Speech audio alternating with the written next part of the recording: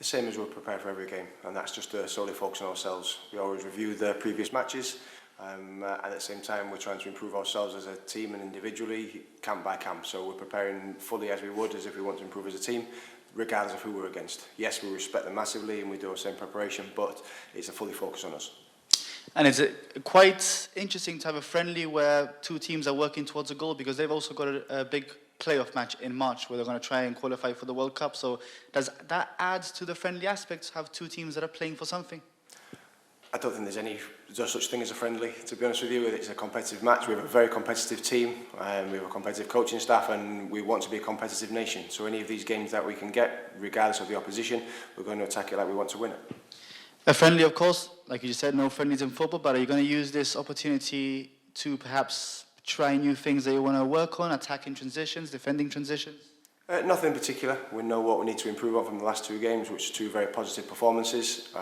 So we have a good foundation to build on, and then when you add that to the 6 previous games, we're going to try, as we would have been regardless of the opposition. Like I said, yes, we might be able to try some different things because we're not playing against maybe Croatia, but at the same time we still want to implement our game plan.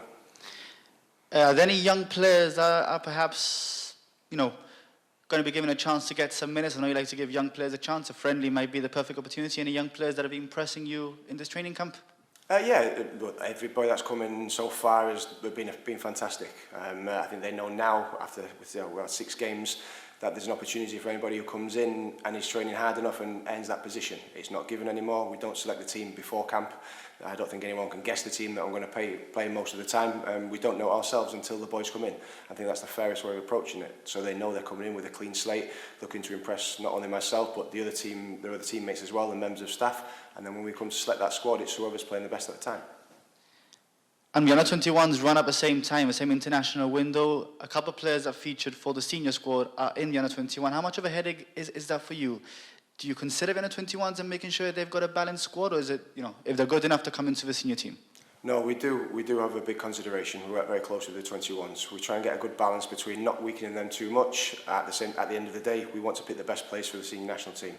But if we know that it's better for a boys' development to play 2 games for the under-21s with more game minutes, then we're going to do that.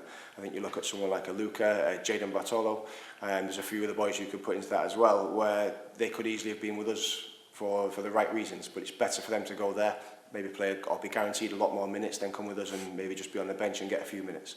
Does that play into having balance between giving new players experience whilst maintaining team cohesion? Yeah, it does. We've used a lot of players in the last 6 games, and in this camp as well we've always had a couple of new ones. We've not done that purposely, it's just the way it's fallen. I think we've never also had a fully fit squad to pick from. You look at this camp for a couple of injuries, Posso being probably the namely one, but that's an opportunity for someone else to come back into it and really state their claim.